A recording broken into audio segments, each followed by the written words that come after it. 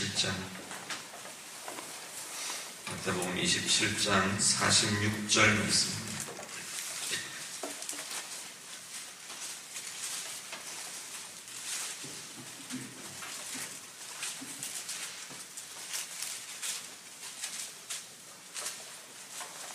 마태복음 27장 46절 한 절만 우리 다 같이 읽겠습니다. 제9시쯤에 예수께서 크게 소리질러 이르시되 엘리 엘리 라마 사박다니 하시니 이는 곧 나의 하나님 어찌하여 나를 버리셨나이까 하는 뜻이라. 아멘. 이번 주간 고난주간 특별 새벽 기도를 가지면서 예수님께서 십자가 위에서 하셨던 말씀들에 대해서 하나씩 좀 살펴보려고 합니다. 아마 금요 기도회까지 해서 같이 연결해서 아마 우리 같이 묵상하고 같이 기도하고 그렇게 하실 수 있을 것 같습니다. 맨 먼저 우리 마태복음과 마가복음에 나오는 말씀이 오늘 우리 같이 읽으신 엘리 엘리 라마 사박다니 하는 이 말씀입니다. 마태복음과 마가복음에 예수님의 말씀 한마디씩 말씀 하나씩이 나오고요. 동일한 하나의 말씀이 나오고 누가복음에 3마디 그리고 요한복음에 3마디 이렇게 우리가 나오는 것을 봅니다. 그래서 다 앞에서 우리가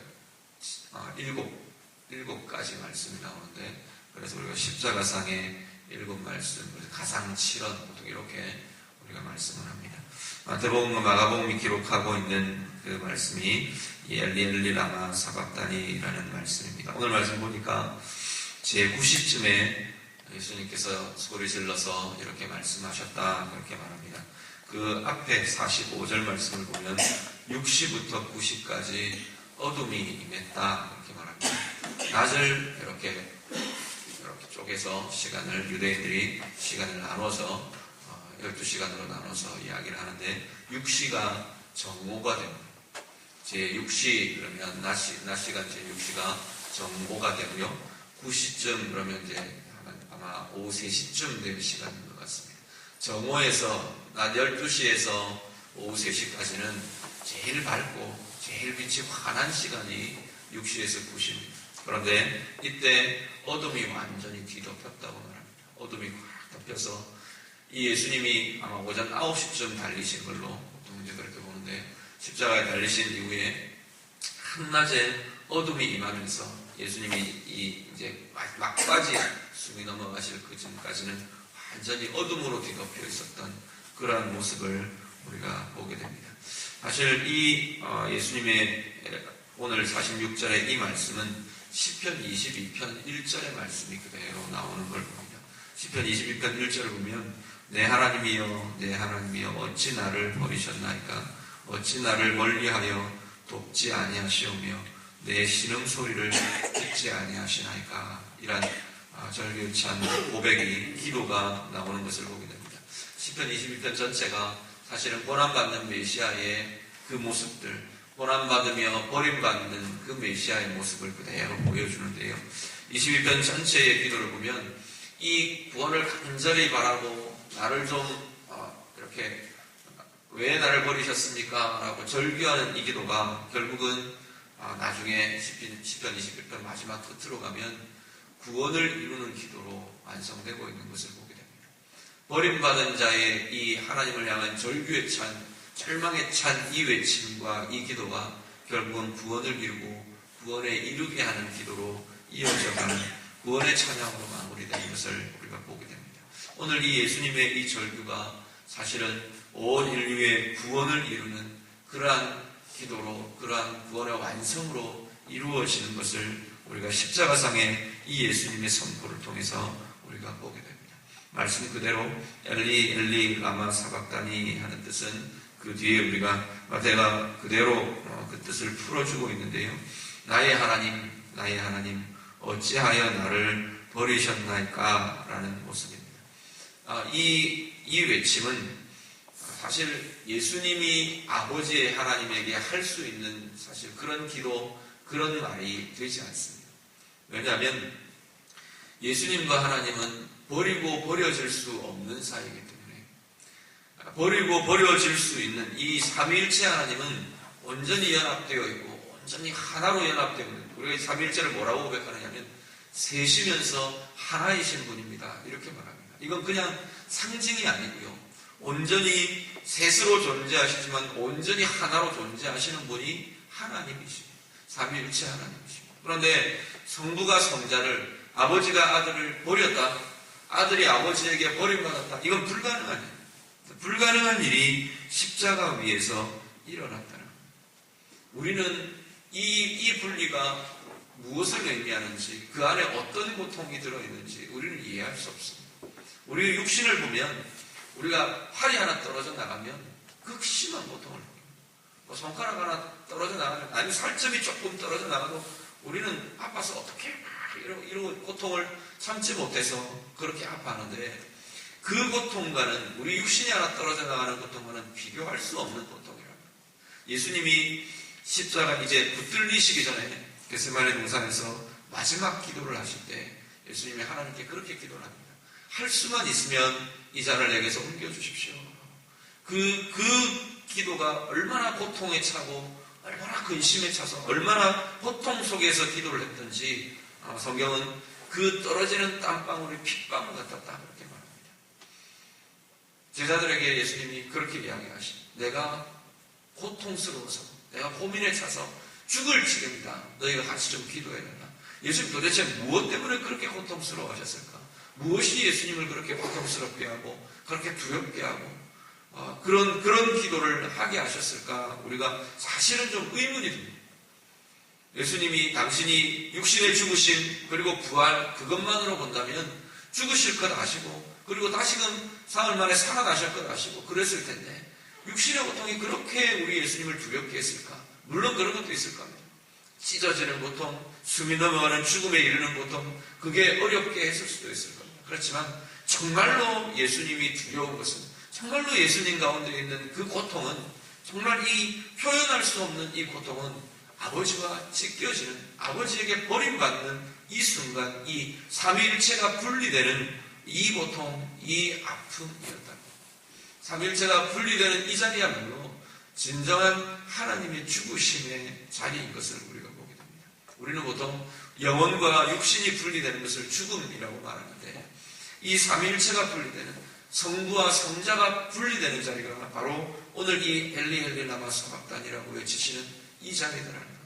성부와 성자가 분리되는 것이 바로 진정한 삼위일체 하나님의 죽으심의 자리였다는 겁니다.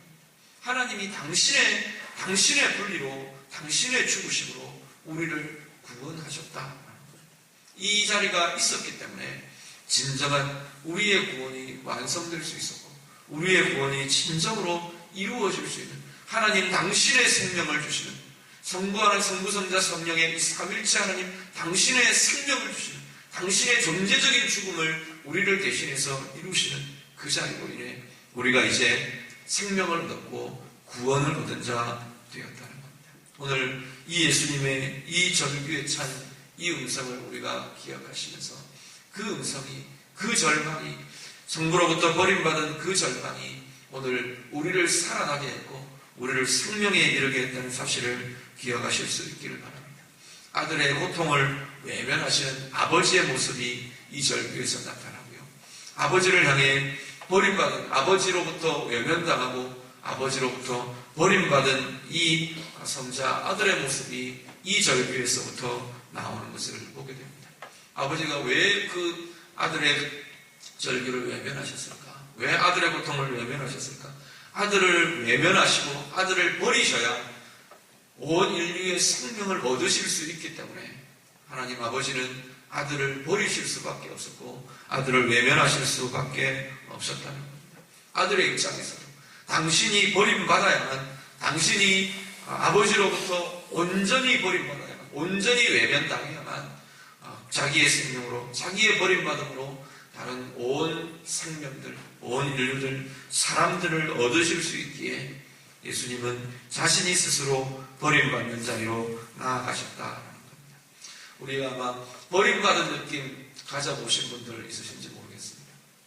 정말로 내가 버려졌다. 저는 꿈에서 이 버림받은 느낌들을 종종 갖습니다. 어렸을 때 이 어머니가 직장 생활을 하셨는데 아주 어렸을 때 그랬었는데 아마 그 인상, 그 느낌이 제 어디인가 이렇게 깊이 남아있는 것 같아요. 꿈을 꾸면 늘 4살, 5살, 늘은 아니지만 문득문득 순간순간 그런 꿈을 꾸는 때들이 자주 있어요. 요즘도 한 번씩 그런 꿈을 꾸는데 이게 아마 굉장히 내리나 내 인격 속에 깊이 그때의 외로움들, 그때의 어떤 엄마가 안 계신 그 느낌들이 깊이 이렇게 새겨져 있는 것 같아요. 어떤 상이냐면 4살, 5살 되는 꼬마가 혼자 이렇게 그냥 버려져 있는, 혼자 남겨져 있는 그런 상들을 이렇게 그렇게 꾸다가 어떤 때는 막 혼자서 눈물을 흘리다가 그렇게 문득 깨어나고 하는 그런 꿈들이 한 번씩 꾸곤 합니다. 그런데 그걸 이 예수님의 버림에 대해서 비유하기는 어려울지 모르지만 우리가 정말로 버려졌고 나 혼자 남겨졌고 나 혼자인 것 같은 그 느낌들을 우리가 한번 돌아보시면 좋을 것 같아요. 사람들에게 또 아니면 상황 속에 외면당하고 또 아니면 버려진 그 느낌들. 근데 우리의 존재가 완전히 버려졌던 존재라는 겁니다. 특별히 누구에게서냐면 하나님으로부터 우리는 버림받았던 존재라는 겁니다. 버려질 수밖에 없는, 하나님이 우리를 버릴 수밖에 없는, 완전히 외면하고 완전히 버릴 수밖에 없던 존재가 우리들이었다는 겁니다. 환영받지 못하고 하나님과 상관없는 자들에서 완전히 쫓겨난 자 되었던 자리가 바로 오늘 우리들의 자리였다는 겁니다. 그런데 이 예수님이 그 자리에 대신 서셨습니다. 십자가상에서 완전히 하나님 아버지로부터 버려진 자로, 쫓겨난 자로, 환영받지 못하는 자로, 저주받은 자로 그렇게 십자가상에 머물러 계셨다는 겁니다. 그것 때문에, 그 예수님의 그 버려짐 때문에 이제는 우리가 그 저주와 그 버려짐과 그 외면당함에서부터 이제는 완전히 다른 존재로 회복되는 것을 보게 됩니다. 그 예수님의 버려지심이 이제 우리를 환영받는 존재로, 하나님께 정말 마음껏 환영받을 수 있는 존재로, 하나님의 자녀의 자녀, 하나님 품에 마음껏 안길 수 있는 그 존재로 하나님의 관심과 하나님의 사랑이 우리를 향해 집중하고 내 삶을 향해, 내 영혼을 향해 집중하시는 그러한 존재로 변화받을 수 있었다는 겁니다. 오늘 이 예수님의 이 절망, 이 절규의 자리, 버림받는 자리를 우리가 기억하시면서 그것 때문에 내가 환영받고 그것 때문에, 그 자리 때문에 내가 사랑을 받을 수 있고 그 예수님의 그 버려지심 때문에 내가 이제는 온전한 하나님의 사랑받는 자녀의 자리로 회복되었다는 것을 기억하시길 바랍니다. 십자가는, 예수님의 십자가는 죽음으로 죽음을 이기신 자리입니다. 죽음이 죽음을 이기신 자리가 바로 예수님의 십자가의 자리입니다. 오늘 이 말씀대로 가면 버려짐이 버려짐을 이긴 자리가 바로 예수님의 이 절규의 자리, 십자가의 자리였습니다. 오늘 우리의 아침에 기도하실 때 우리의 온 삶 가운데 예수님의 버려짐이 이제는 나를 사랑받는 자로, 환대받는 자로, 하나님의 환영과 하나님의 포근한 품을 경험하는 자리로 나를 이끌었다는 것 기억하시고 하나님 앞에 감사하며 우리 주님의 그 버려지심 때문에 내가 구원을 입었습니다. 찬양하며 고백하며 그렇게 하나님 은혜로 나아가시는 복된 날 되시기를 우리 주님 이름으로 축복합니다. 우리 다 같이 한번 기도하겠습니다. 저희도 같이 기도하고요. 자, 이렇게 기도하실 텐데 먼저 기도 제목을 하나 드립니다. 오늘 나의 버림받은 자였던 모습 우리가 좀 고백하면서 기도하시기 바랍니다. 하나님, 내가 우리 주님의 이 버림받음이 나의 버림받음이었어야 하는데, 나의 외면이었어야 되고, 우리 하나님이 나를 버리시는 자리고 나를 저주할 수밖에 없는 자리, 나를 외면하실 수밖에 없는 그 자리, 그것이 나의 자리였는데 우리 주님이 대신 버림받으시는 자리에 서셨습니다. 우리 고백하실 수 있기를 바라고요. 그 주님의 버림받으심이 이제 나를 하나님의 사랑을 누리는 자로, 하나님의 자녀 되는 자로, 하나님의 환영받고 하나님의 완전히 환대하시는 그 아버지의 품을 경험할 수 있는 그러한 은혜의 자리로 변화시켰습니다. 하나님 앞에 감사하며 우리 주님의 그 고난과 그 고통들을 우리가 고백하며 나의 복수로, 나의 믿음으로, 나의 사랑으로, 나의 은혜로, 나의 구원으로 이 시간 같이 기도하며 같이 기도할 수 있기를 바랍니다. 우리 다 같이 우리 주님 한번 부르고 같이 기도하겠습니다. 주여, 하나님 아버지,